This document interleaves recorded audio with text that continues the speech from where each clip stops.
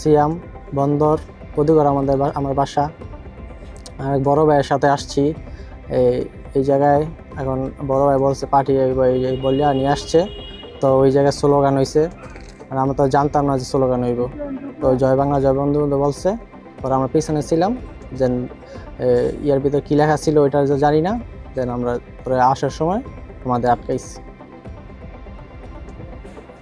আমার নাম মোহাম্মদ সানি, আমার বাসা বন্দর পদুগড়। আমরা এখানে আসছি আমাদের এলাকারই চাচ্চু, ওনার সাথে আবদুল্লাহ, ওনার সাথে আসছে এখানে।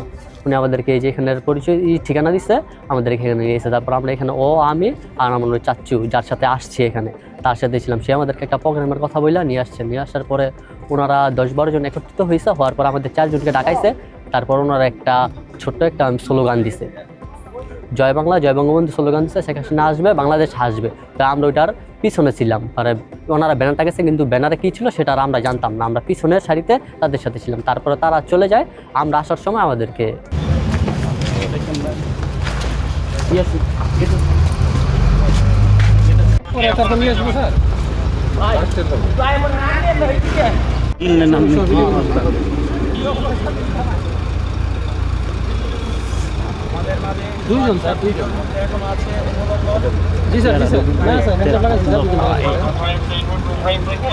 বাত ব্যথা, প্যারালাইসিস কিংবা আর্থ্রাইটিস, আধুনিক ফিজিওথেরাপি ও পুনর্বাসন চিকিৎসায় নির্ভরযোগ্য নাম ডিপিআরসি।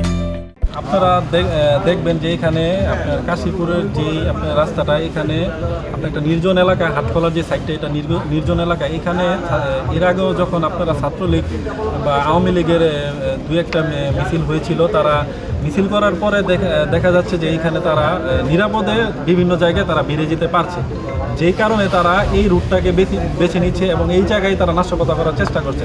তবে আমরা কাশীপুর ইউনিয়ন বিএনপি ও অঙ্গ সংগঠন ছাত্রদল যুবদল যারা আমরা আছি, আমরা সবাই সোচ্চার আছি। আমরা সবাই এদিকে চোখ কান এখন খোলা রাখছি, যাতে এখন ভবিষ্যতে এরকম কর্মকাণ্ড যাতে না হয়। এবং যদি আওয়ামী লীগের কোনো ভবিষ্যতে তারা যদি এরকম মিছিল বা এরকম নাশকতা করার কোনো চেষ্টা করে, তাহলে আমরা কঠোর হাতে তাদের দমন করব ইনশাআল্লাহ।